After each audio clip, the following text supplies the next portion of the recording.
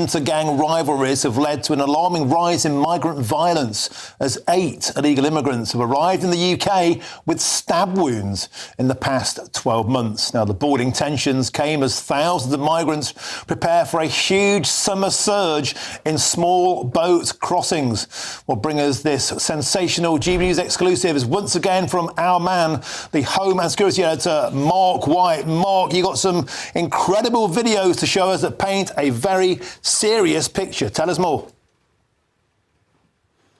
Yeah, first of all, I think on the rising violence across the channel, this is as a result of a Freedom of Information request submitted by our source that has yielded a return from the Home Office confirming that 8 migrants in the past 12 months have been treated by medics for stab injuries in separate incidents. 5 of those related to stabbings that occurred before they got on the small boats, and 3 related to stabbing incidents while they were on the small boats. And the thing that's noteworthy about this is if this is what's presenting on this side of the channel, that is only a fraction of the violence that's taking place on the other side of the channel. We can confirm that just this week, another 2 serious stabbing incidents, one in Cali, where multiple stabbings took place, including one Sudanese man who suffered severe chest injuries as a result of multiple stabbings and is critically ill in hospital, and another migrant also taken to hospital with multiple stab wounds. And at the same time, at St Omer, which is in the Pas-de-Calais, again, this time a fatal stabbing. An Afghan 19-year-old stabbed in a public park and succumbed to his injuries. So it really is getting very violent across there. And you mentioned the videos. Well, we've got videos to show you that amidst the violence, more and more people, thousands more, are heading for the coast of northern France with a view to getting across to the UK. Take a look at this first clip, a group of migrants walking through the countryside, heading towards the coast.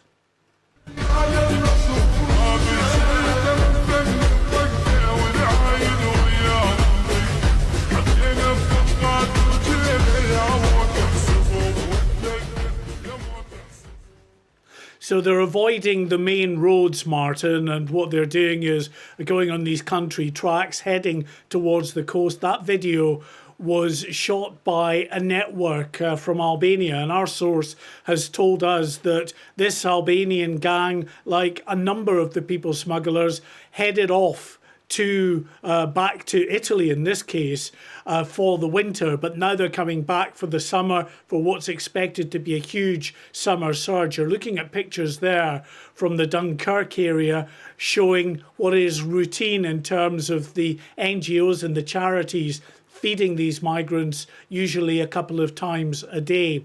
We've got another clip we want to show you that I think is a staggering illustration of just the sheer numbers that are spilling around these towns and other communities in that area. We spoke the other day about migrants using free bus journeys to get down to the beaches for those boat launches.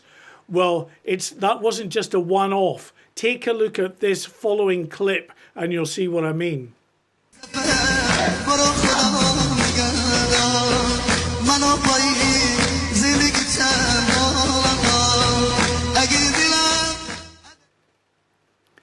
So as the bus stop approaches there, you can see it's just overwhelmed with migrant after migrant all queuing up for their free bus trip there. And what was notable about those pictures as well were the police vans on the other side of the street doing absolutely nothing, because it's not illegal for the migrants to take advantage of the free bus services in that area. And talking about police doing absolutely nothing, there have been some real concerns about the fact that on the beaches, the police, once the boats are in the water, do nothing at all. You're looking at images there of a boat that's just launched, the police not even getting their feet wet, but what they are doing is just signalling to the migrants who can't get their engine started, well, why don't you come back off again? But the fact is that one of the tactics open to the police is to puncture these small boats, and they are not. It's clear they didn't do it in this case, because that boat is fully inflated there despite all the migrants on board. It just can't get the engine started. So they've made no attempt, it seems, to puncture the boat itself. And it could have, if they got that engine started, have been off on its journey to the UK with no intervention from those French police officers. This video is sponsored by Saily. Saily is a brand new eSIM service app. What it does is get you a local SIM card that you can use when you're travelling, so you don't have to pay those crazy roaming fees just to send a text back home. They've got eSIM plans in over 160 countries and 8 regions, so pretty much wherever you're going, they'll be able to make sure you're connected. So how does it work? Well, all you've got to do is hit our link in the description to download the app. It will work on iOS or Android. Buy a plan, you can choose the best time frame for you, and then just install the eSIM on your phone. When you land at your holiday destination, you can activate your plan instantly. Saily eSIMs only ever have to be installed once, so when you go on your next trip, you just buy a plan for a new country, turn that eSIM back on, and just like that, you could be watching the GB News YouTube channel. You can be connected anywhere you go, and you don't have to deal with patchy Wi-Fi in your hotels. So get sorted for your next trip by downloading Saily using the link in the description below, and if you use our code NEWS at checkout, you'll get an exclusive 15% discount on us. Mark White, it's an astonishing picture you paint, piecing all of this together. Do you think, there's been a lot of criticism of the gendarmes there looking on. We've called them work shy, we've called them disinterested. Is something else going on, Mark? Do you think they're afraid, piecing this together about the fact that these guys could be armed to the teeth, they're stabbing each other, sometimes even on board those boats? Mark, might the French police themselves be terrified of this mob rule that's going on over in Calais? Yeah, 100%. You're absolutely right there, Martin.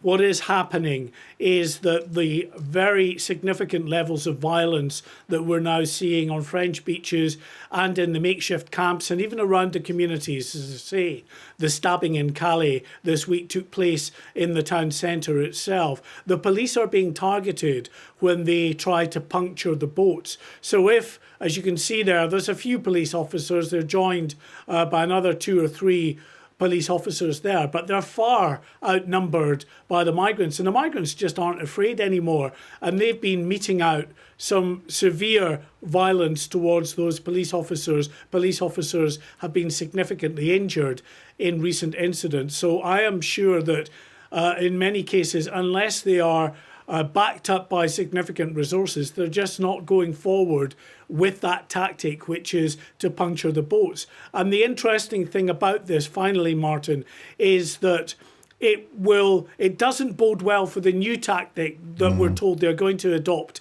in the coming weeks and months, which is to turn back the boats. So if they try to turn back a boat with 70 migrants on board, unless there's at least that number of police officers, then they are going to be in severe trouble again, and they may just not enact that tactic like they clearly are not doing in terms of the puncturing of the boats.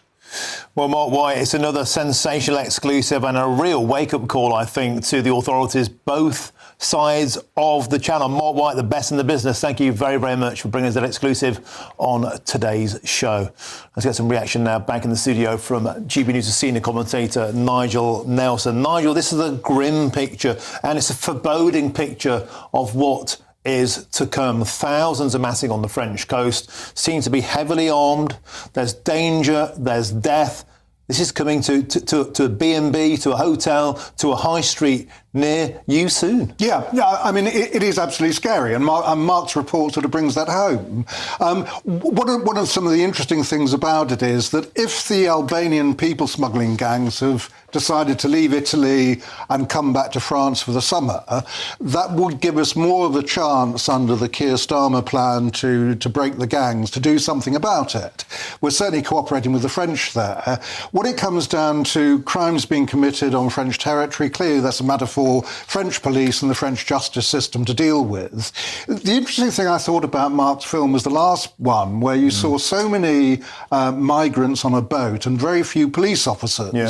What we don't know is why there were so few, but certainly if you know that they might be armed, the last thing you're going to do on this side of the channel or that side of the channel is intervene if you think you haven't got the manpower to deal with that. And Nigel Nelson, it's worth looking at all of these images. A total absence of the media narrative of vulnerable women and girls. 100%, look at the crowds, 100% military-aged men. I know that's a cliche. Well, it's a cliche. working-age men. It's a cliche for a reason. Look at the faces and the ages of these young men pouring into our country. This completely obliterates the narrative of young, vulnerable women and children fleeing war zones. This is the reality. Well, that particular boat is, I agree with you there, and they are young men. Presumably that is the smuggling gang that has got hold of them. Look, I know from where I live in Kent, I'm in the front line of the boats coming ashore. I know from the migrant hotels around my way, there are a great many women and children there, little schools being set up for the children. So women and children are coming across. That boat, I accept, didn't have any of them aboard at all. Okay, Nigel Nelson, thank you very much.